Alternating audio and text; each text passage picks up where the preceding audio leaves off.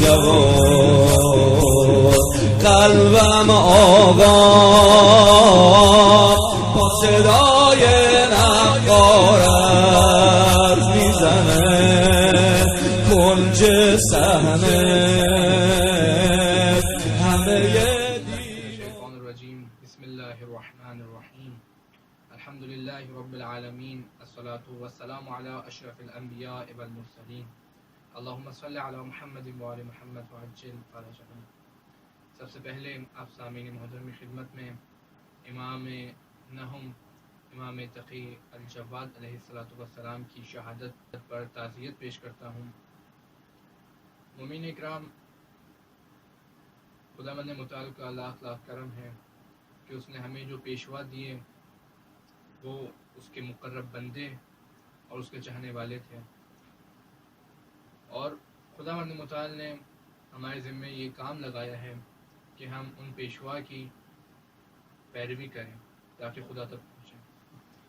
آج آپ کے سامنے امام تقی علیہ السلام کی زندگی پر کچھ روشن ڈالیں گے۔ سامعین محترم، امام رضا علیہ السلام یعنی پدر امام تقی الجواد علیہ السلام 40 سال کا سن تھا اور امام کے ہاں کوئی اولاد نہیں تھی۔ امام کے جانے والے امام کے پاس آیا کرتے تھے اور کہا کرتے تھے، اے امام، خداوند متعال سے دعا کیجئے کہ وہ آپ کو ایک فرزند عطا کرے کہ جو آپ کے بعد امام ہو۔ امام رضا علیہ السلام ان سے کہا کرتے تھے کہ انشاءاللہ خدا مجھے وہ فرزند عطا کرے گا کہ جو میرا وارث ہوگا اور تمام لوگوں کا پیشوا ہوگا۔ ہمارے چند ائمہ کو بہت کم سنی کے اندر مقام امامت نصیب ہوا ہے، ان میں سے ایک امام تقی الجواد ہے۔ روایت کے مطابق امام 8 یا 9 برس کے تھے کہ مقام امامت پر فائز ہوئے۔ ایک یہ امام ہے اور ایک امام نقی علیہ السلام کہ جن کا سن بھی بہت چھوٹا تھا کہ جب وہ مقام امامت پر فائز ہوئے، اور ایک ہمارے 12ویں آقا امام زمان علیہ السلام کہ جو 5 سال کی عمر میں امام ہوئے۔ آپ جانتے ہیں کہ جب امام تقی علیہ السلام امام بنے تو بہت سے لوگوں نے اعتراض کیا۔ امام رضا کے پاس بہت سے لوگ آئے اور کہا، اے امام رضا، یہ تو چھوٹے ہیں، اس چھوٹی سی عمر میں ہم انہیں کیسے امام تسلیم کر لیں؟ امام رضا علیہ السلام نے فرمایا، حضرت عیسیٰ ان سے بھی چھوٹے تھے کہ جب انہوں نے نبوت کا دعویٰ کیا تھا، یہ تو میرا فرزند حضرت عیسیٰ سے بڑا ہے۔ اور دوسری امام علیہ السلام نے یہ دلیل دی کہ حضرت یحییٰ کو خداوند متعال نے کم سنی کے اندر مقام نبوت عطا کر دیا، تو یہ میرا بیٹا حضرت یحییٰ سے بھی بڑا ہے۔ امام کی والدہ ماجدہ کا نام سبیکہ تھا، جن کو امام رضا علیہ السلام خضران کے نام سے یاد کیا کرتے تھے۔ امام تقی الجواد علیہ السلام کے بارے میں بہت سی روایات آئی ہیں کہ جن سے امام علیہ السلام کی عظمت ظاہر ہوتی ہے۔ آپ کے معجزات اور آپ کا کرم اور جود و سخا کہ جس کی وجہ سے آپ کو جواد کا لقب ملا بہت مشہور ہے۔ بہت سی روایات میں ہمیں ملتا ہے امام تقی علیہ السلام نے ایسے معجزات دکھائے کہ جو عام انسان کے بس کی بات نہیں ہے، اور اسی سے ان کی جود و سخا بھی ظاہر ہوتی ہے۔ ایک شخص کہتا ہے کہ میں امام علیہ السلام کی محفل میں بیٹھا ہوا تھا اور انتظار کر رہا تھا جب امام جائیں تو میں امام علیہ السلام کی خدمت میں ایک نامہ پیش کروں۔ اس نامے میں اس نے امام علیہ السلام سے لباس کی درخواست کی تھی، لیکن جب امام علیہ السلام محفل سے گئے تو وہ شخص بجائے اس کے کہ امام علیہ السلام امام تقی علیہ السلام کے پاس جاتا، وہ مسجد نبوی میں چلا گیا اور یہ سوچ کے نماز پڑھنا شروع کر، اے خداوند متعال، مجھ پہ کوئی الہام کر کہ میں نامہ امام کو دوں یا نہ دوں۔ اس نے 2 رکعت نماز پڑھی اور فیصلہ کیا کہ میں اس نامے کو ہار دیتا ہوں، امام علیہ السلام تک نہیں پہنچاتا۔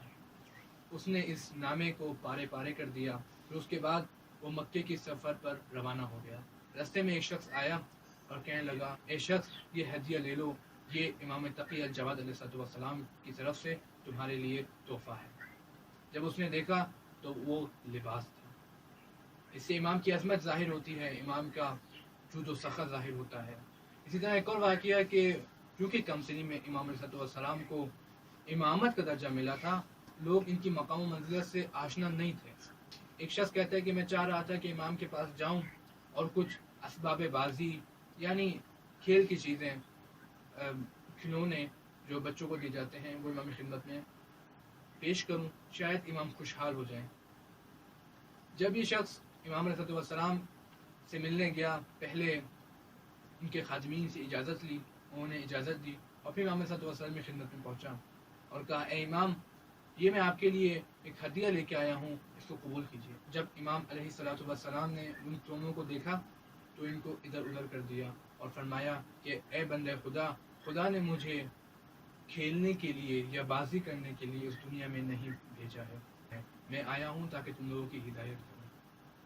اس شخص نے امام سے معذرت چاہی اور اس کے بقول امام علیہ السلام نے مجھے معاف کر دیا. دوسری اہم چیز اور واقعہ کہ جس سے امام کے علم کا اندازہ ہوتا ہے وہ یہ کہ جب مامون نے یہ دیکھا کہ اس کی حکومت خطرے میں ہے اور علوی عباسیوں کے دشمن ہوتے جا رہے ہیں، اس نے یہ فیصلہ کیا کہ امام محمد تقی علیہ السلام کی شادی اپنی بیٹی سے کر دیتا ہوں. شاید اس سے علوی یہ سوچے میں اس خاندان نبوت پہ بہت مہربان ہوں. جب اس نے اعلان کیا اور عباسیوں سے کہا کہ میں اپنی بیٹی کی شادی امام رضا کے فرزند سے کرنا چاہتا ہوں، تو عباسیوں نے کہا تھوڑا صبر کر جاؤ، یہ تمہارا فیصلہ عجلت میں ہے اور یہ شاید خراب ہو سکتا ہے. انہوں نے کہا تھوڑا صبر کر جاؤ یہاں تک کہ یہ بچہ ابھی علم دین سے آشنا ہو جائے. مامون نے کہا تم پر وائے ہو، یہ کیسی بات کر رہے ہو، یہ وہ بچہ ہے کہ جس کا باپ سب لوگوں کے سامنے سرخرو ہوا کرتا تھا اور جو اس کے باپ سے سوال کرتا تھا اس کا باپ ان لوگوں کو جواب مطمئن دیا کرتا تھا. یہ بچہ عام بچہ نہیں بلکہ اس کا علم خاندانی ہے. عباسیوں نے سنا اور کہا کہ ٹھیک ہے، تو ایسا کرتے ہیں کہ اس بچے کو آزماتے ہیں.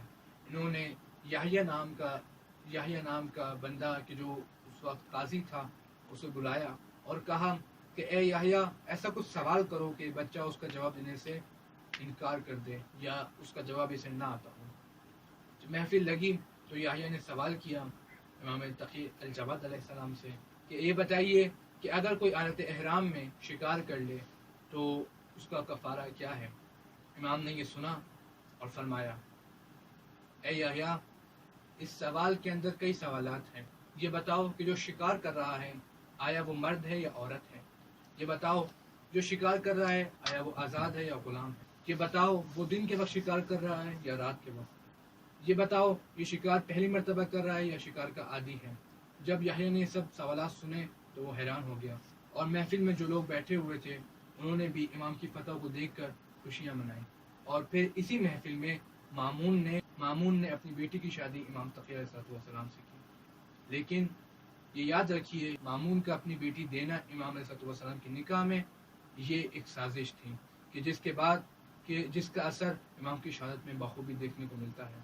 امام کی شہادت زہر سے ہوئی، لیکن یہ ام الفضل کہ جو مامون کی بیٹی تھی یہی سبب بنی امام کی شہادت کا. تو ہمیں چاہیے ان معاملات کے اندر بہت سوچ سمجھ کے بصیرت سے کام لیا جائے.